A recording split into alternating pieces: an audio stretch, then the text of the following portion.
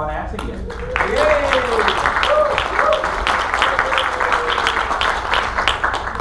Good morning. That was a great introduction. So did anyone get a chance to see what the theme was for August in the newsletter that just came out? It's overcoming the dragon within.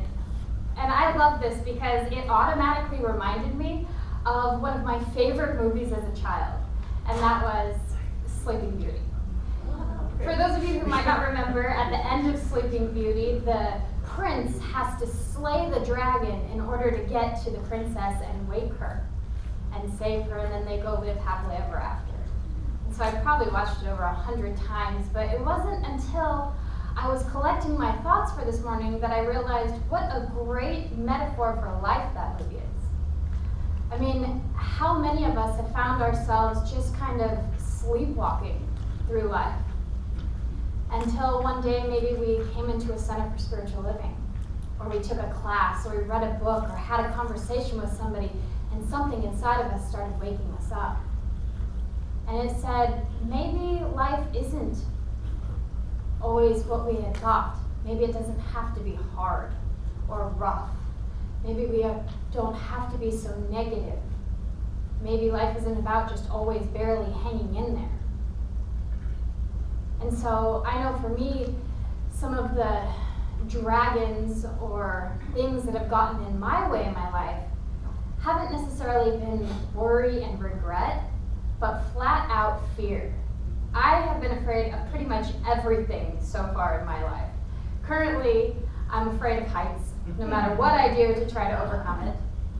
Recently, I've been afraid of the dark. I'm afraid to come up to a stranger and introduce myself sometimes. Sometimes I'm afraid to express my love. I'm definitely sometimes afraid to come up here in front of you all. But there is something inside of me that knows that I am greater than the sum total of all of these fears. And it shakes me awake. And it says, I want to live. I want to be fully immersed in the beauty and the enthusiasm and the joy of life. And so I continue to allow myself to awaken. And at one point I came across this passage by Emmett Fox, who's like this great spiritual teacher and leader. And this passage totally irritated me. He said, whatever you're afraid of, you're worshiping. And whatever you fear, you're bowing down to and giving your power. Whatever you're afraid of, you're worshiping.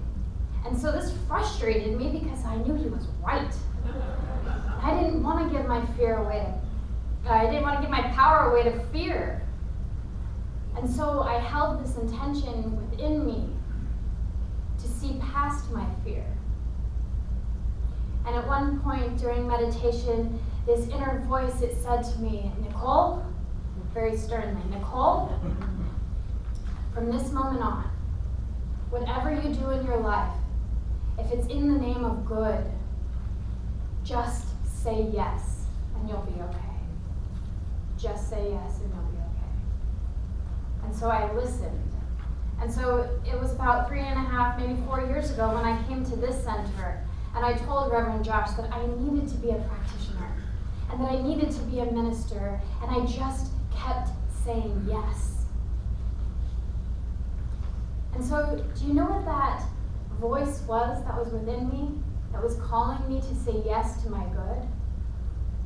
I'm sure you do. I'm sure you know, because it's that same voice, that same nudge, that same urge within each and every one of us that calls us to move past these dragons, past these fears. And when I look at you, I see that spark of life. I see good, and when I see good, I know God. And so I may not know what your dragons look like. I may not know what your fears feel like, but I do know that you're more than any of them.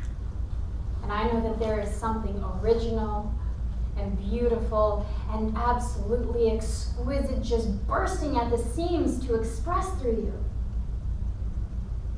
So I just want to leave you with this little challenge. The next time that life calls you, in the name of love, in the name of joy, in the name of compassion. Take courage to slay those dragons and just say yes. So now I invite you to just take a moment and go within. Feel the energy of this room and take a deep breath and center yourself.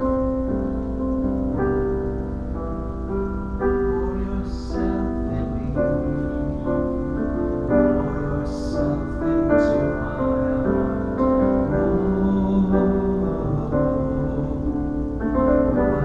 Wonderful Spirit. Pour yourself in me. Pour yourself into my heart. Wonderful Spirit. So recognizing that right here where we are, right here in this very room, is the presence and power of a great and mighty God that is living in and through and as each and every one of us. There is an expression of life that desires to be seen, to be revealed, to be known. There is a gift each of us holds within.